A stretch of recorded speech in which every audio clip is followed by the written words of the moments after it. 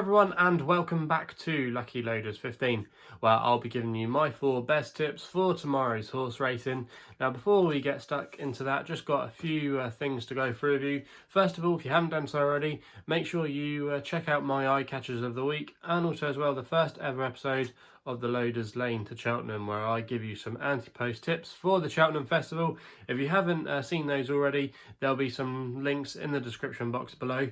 Also as well, I recorded the In the Saddle podcast today, where we're looking ahead towards the action at Newmarket this weekend. Also as well, a little bit of action covered at Chepstow. So if you want to listen to it on any podcast platform you like to listen to, whether it's Spotify, SoundCloud or iTunes, we've got it all covered. There'll be links to all of those platforms in the description box below. So if you want to listen to that, like as well seeing my other videos, just click in the description box below and you'll be able to find them. Also as well, I just quickly want to recap on how my selections performed today. In the end, we've only had one runner run so far for us, and that was Deinonychus to Nottingham. He faded out the back of the telly, just disappointing, and probably found the race a little bit too competitive for him today, so that was disappointing there.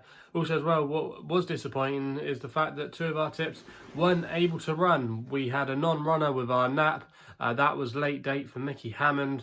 He was a non-runner due to the going. The same can be applied for Morning Vicar as well. That was another tip for us today.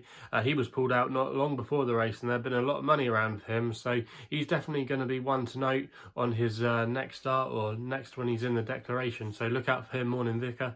I think he can be a novice to follow this season. And then we've got one other tip that will run for us tonight, so I'm hoping he can redeem us, and that's Tiger Crusade for Jamie Spencer and David Timcock. Advertised here on my YouTube channel at 11 to 2 last night, has been well supported throughout the day, and hopefully that will give us a winner there and give us a profitable day. So yeah, a little bit frustrating today with the selections and the fact that 2 of them didn't even get to run for us today, but hopefully Tiger Crusade can do the job for us and give us a winner at Kempton tonight. So let's get on to the tips for tomorrow, what you're all waiting for. And like I said, we've got 4 of my best tips tomorrow, and we're going to be starting with the opening race at Exeter for their first meeting of the jump season. Went down to Exeter last year on Howden Gold Cup Day, and I really enjoyed myself down there. Very, very cold. It was a bit rainy as well, and definitely want to wrap up warm if you go down there. That would be my advice, but I'm looking forward to hopefully going back there in the future, especially to the Howden Gold Cup meeting. It's in the middle of the week, but it's always normally a really good race, and even if I went down there on another race meeting, I'm sure I would enjoy it. So yeah, Exeter, I would definitely recommend you to go down there if you haven't done so already, and you'll definitely have some fun at that National Hunt track. But going back to this race at Exeter tomorrow, we're going to be going with my tip here, and this is going to be my extra tip, and that's Fubar for Chester Williams, claiming 3, and he's riding for Kim Bailey in this conditional handicap hurdle. Now I think this horse Fubar, he definitely has a win in him, and he's been running consistently of late. He's finished second on his last 3 starts. We last saw him finishing second at Perth, over slightly further, over 2.5 miles.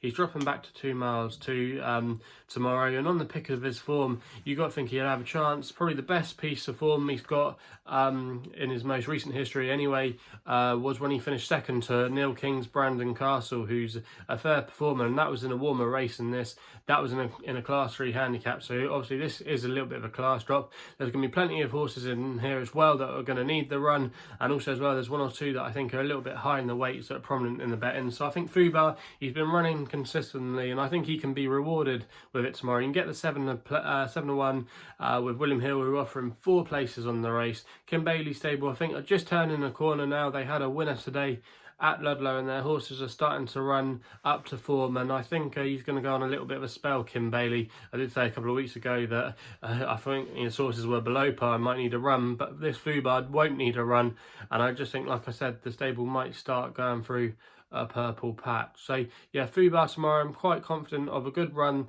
there, and I would be disappointed if he was outside of the first 4. So Fubar is going to be the first selection of the day. We then go my nap to the other jumps meeting tomorrow at Ffos Las in the 150 for the mares, novices chase, and I think Legends Gold can be a good thing here for Adam Wedge and Rebecca Curtis. Those that know me will know that I love a Rebecca Curtis horse. I actually put one of her horses up last week, Wayfinder, who ran a really good race but just bumped into an improver, and he was in my eye catchers of the week if you haven't already seen it. And Rebecca Curtis's team, she had a first runner, like I said, last week at Ffos Las of the season, and she's had a couple more. She hasn't had a winner yet, but some of her horses have been running well. She had another second place horse at Ludlow today, and I just think the winner is coming, and I think this can be it tomorrow. Now, this horse was a rapid improver over hurdles last season, won in testing conditions, so that's not going to be a problem at all. It's meant to be a soft ground at Ffos Las, and there could be a little bit more rain coming in. And I just think this horse will go even better over fences. On some of the form last season as well, it's worked out really well. She actually finished 4th in a mare's hurdle race behind Martin Pipe winner Indefatigable, and she wasn't too far discredited that day. She wasn't too far beaten. And like I said, even though she is 5-4, I think she could be a good thing in this handicap tomorrow.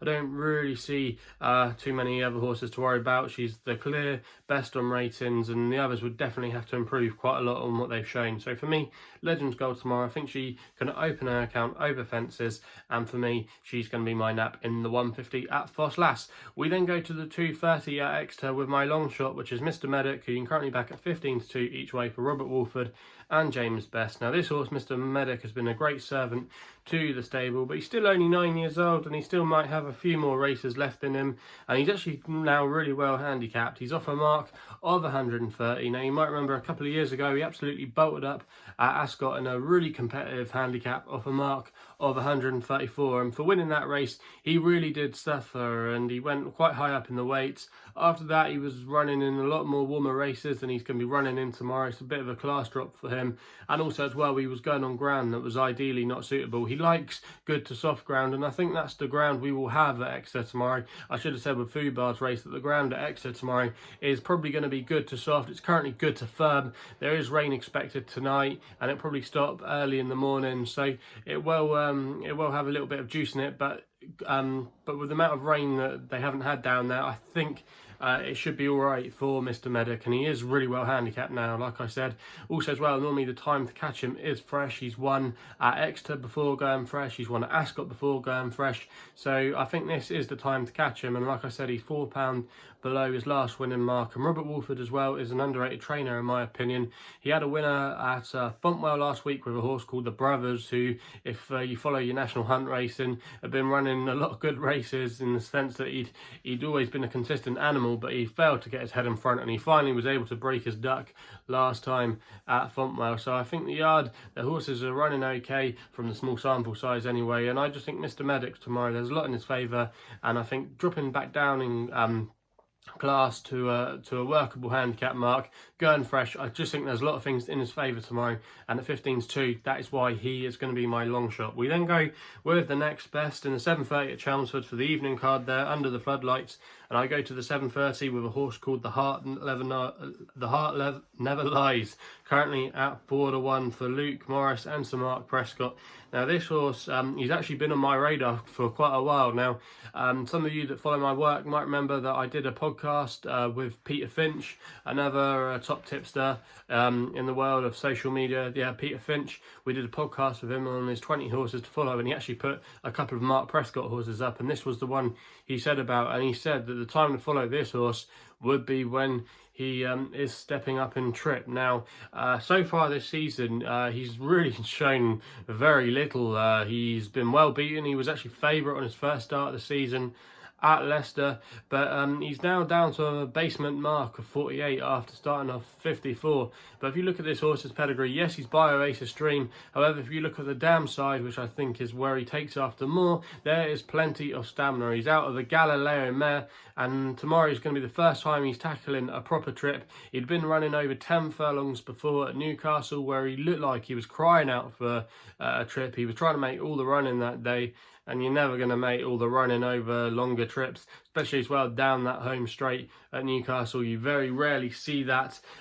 So I just think that they've just been trying to bide their time and find an opportunity for him to land a pot. He's off for bottom weight tomorrow off 8 stone 1, and more importantly, they're booking the stable jockey Luke Morris, who's known as Sniper for giving it everything. Ryan Tate's been on the last 2 times, and I would only assume they book Luke Morris is when they really want to go for it. And even though Mark Prescott's he's perfectly to do what he's entitled to in the rules, I think sometimes we all know him. He's a handicap man. He likes to play the system to his advantage. I think this horse is probably, I wouldn't call it a non-trier, but I think they've been running it in the wrong races, ready to take advantage of a winnable race, and I think they finally found it tomorrow.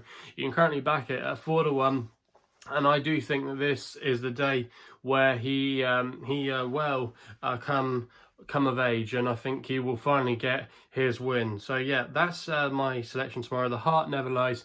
You can currently back it at 4 to 1, and I do think that this horse will finally break his duck tomorrow, despite having not shown too much this season. He's got a bit of a reputation, but like I said, I just think the going up in distance to 2 miles will really suit him tomorrow, and it's either now or never. But yeah, for me, the Heart Never Lies, 4 to 1, that's going to be the next best. So I'll quickly just run through the selections there. In the 130 at Exeter, we go with a horse called Fubar for Chester Williams and Kim Bailey. You can back it 7 to 1 each way the 4 places. The 150 at Ffos Las is Legends Gold, 5 to 4 win only bet. In the 230 at Exeter, we go with Mr. Medic, 15 to 2 each way as my long shot. And then in the 730 at Chelmsford, we go with the Heart Never Lies at 4 to 1, and that is my next best. So yeah, that's the tips for tomorrow's racing. If you haven't done so already, please make sure you hit the subscribe button for more videos here to my YouTube channel. Also as well, if you're enjoying these videos, please remember to give us a thumbs up.